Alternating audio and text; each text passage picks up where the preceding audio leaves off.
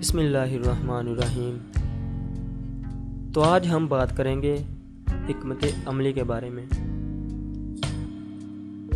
جب میں محکمہ مال کے افسران اور پٹواری کی مدد سے اپنی زمینوں کا قبضہ لے کر گھر پہنچا تو بہت پرسکون تھا۔ چچا نے جائیداد کے بٹوارے کے لیے بڑے بھائی کے ساتھ بڑی زیادتی کی۔ مجھے چند کھیت ملے تھے۔ مال مویشی کا بڑا حصہ چچا کو مل گیا تھا۔ میں نے شہر میں رہ کر تعلیم حاصل کی تھی اور گاؤں کے لوگوں سے مختلف سوچا کرتا تھا۔ میرے پاس کتابیں اور انٹرنیٹ کی دنیا موجود تھی تو میں نے سیکھنے کا عمل شروع کیا۔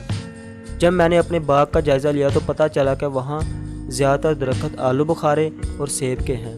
تب ایک خیال میرے دماغ میں آیا اور میں نے اس پر تحقیق شروع کر دیا۔ پتہ چلا کہ فصل تیار ہوتے ہی کھڑی فصل کو بیوپاریوں کو بیچ دیا جاتا تھا۔ جب میں کھیتوں کی طرف گیا تو ان کا برا حال تھا۔ والد صاحب آخر میں بہت بیمار تھے تو وہ کھیتوں کی طرف توجہ نہ دے سکے تھے۔ چنانچہ میں نے مزدور لگا کر کھیتوں میں کام شروع کر دیا۔ میں نے حکمت عملی سے کام لیا اور گندم اور مکئی اگانے کے بجائے ٹماٹر اگانے کا فیصلہ کیا۔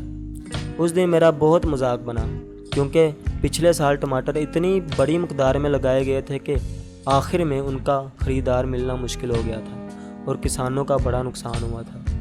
دراصل وہ ماضی دیکھ رہے تھے اور میں مستقبل۔ جب ٹماٹر تیار ہوئے تو پتہ چلا کہ اس مرتبہ لوگوں نے ٹماٹر کم اگائے ہیں، چنانچہ ان کی قیمت بڑھ چکی ہے۔ یوں میں نے کئی گنا منافع حاصل کیا۔ اب چچا کی آنکھیں کھلی مگر وہ اپنی اکڑ میں رہے۔ البتہ چچا کا لڑکا یعنی میرا چچا زاد بھائی خرم میرا دوست بن گیا۔ میں نے اسے سکھایا کہ ایک ان پڑھ اور پڑھے لکھے کسان میں کیا فرق ہوتا ہے۔ میری آمدنی بہت بڑھ چکی تھی، اس لیے میں نے لوگوں کی خدمت کرنے کا فیصلہ کیا۔ میری والدہ نے 2 غریب لڑکیوں کی شادی کرائی۔ میں نے گاؤں کے واحد اسکول کو فرنیچر تحفے میں دیا۔ میری فصل گاؤں کے قریب ترین لوگوں کے گھر میں مفت پہنچتی اور یوں ہر طرف برکت ہی برکت ہو گئی۔ چچا حیران تھے کہ وہ اتنے تجربے اور 4 بیٹوں کے ہوتے ہوئے اتنا کما نہیں رہے تھے جتنا میں اکیلا کما رہا تھا۔ پھر وہ حسد کا شکار ہو کر میرے خلاف ہو گئے۔ پہلے میری 4 بھینسیں چوری ہوئیں اور پھر کسی نے میرے کھیتوں میں تیار فصل کو آگ لگا دی۔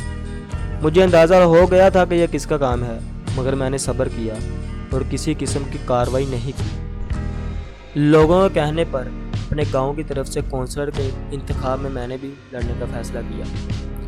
اس فیصلے سے ہر طرف ایک ہلچل پیدا ہو گئی۔ پھر پتہ چلا کہ چچا بیمار ہیں۔ میں ان کی عیادت کو گیا۔ وہ سخت علیل تھے۔ انہوں نے مجھ سے تنہائی میں بات کرنے کی خواہش ظاہر کی۔ سب چلے گئے تو وہ بولے، خالد بیٹا، یوں لگتا ہے میرا آخری وقت قریب ہے۔ ایسا مت کہیں چچا، خدا آپ کا سایہ ہمارے سروں پر ہمیشہ قائم رکھے، میں نے خلوص سے بڑے لہجے میں کہا۔ انہوں نے میری طرف غور سے دیکھا، پھر دکھ بھرے لہجے میں بولے، میں چھوٹا بھائی ہونے کے باوجود تمہارے باپ سے برتری کے خواب دیکھتا رہا، مگر عزت و دولت شہرت وہ ہر معاملے میں مجھ سے بہتر ہی رہا۔ بھائی صاحب کا دکھ اندر ہی اندر مجھے کھوکھلا کر چکا ہے۔ میں اب تم سے اپنے گناہوں کی معافی مانگنا چاہتا ہوں۔ تمہارا جو نقصان ہوا اس کی ادائیگی کرنا چاہتا ہوں۔ تم چاہو لے لو تاکہ میں اطمینان سے مر سکوں۔ میرے والد اپنے چھوٹے بھائی سے جو چاہتے تھے، جیسا ان کو دیکھنا چاہتے تھے، وہ آج ویسے ہی بن گئے تھے، تبدیل ہو گئے تھے۔ تب میں مسکرایا اور جیب سے ایک کاغذ نکال کر ان کے سامنے کیا۔ آپ مرنے کی باتیں کر رہے ہیں، بغیر کسی بیماری کے خود کو بیمار کیے ہوئے ہیں۔ ادھر گاؤں والوں کو آپ کی ضرورت ہے، اس لیے یہ انتخاب آپ لڑ رہے ہیں۔ دیکھیے یہ پمفلٹ میں نے تیار کروایا ہے اور کل سے سوچ رہا تھا کہ آپ کو دکھاؤں۔ چچا کے دکھ اور بیماری کا مداوع شاید یہی الفاظ تھے۔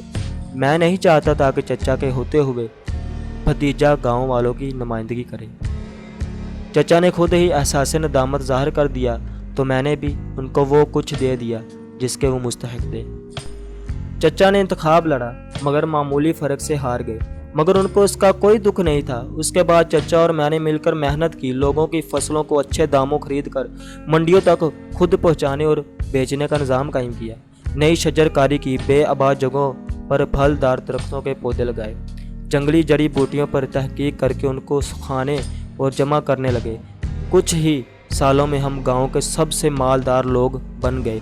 चचा ने लोगों की इतनी खिदमत की कि वो उनमें हमारे दादा का अक्स देखने लगे और उनकी इज्जत एहतराम में इजाफा हो गया।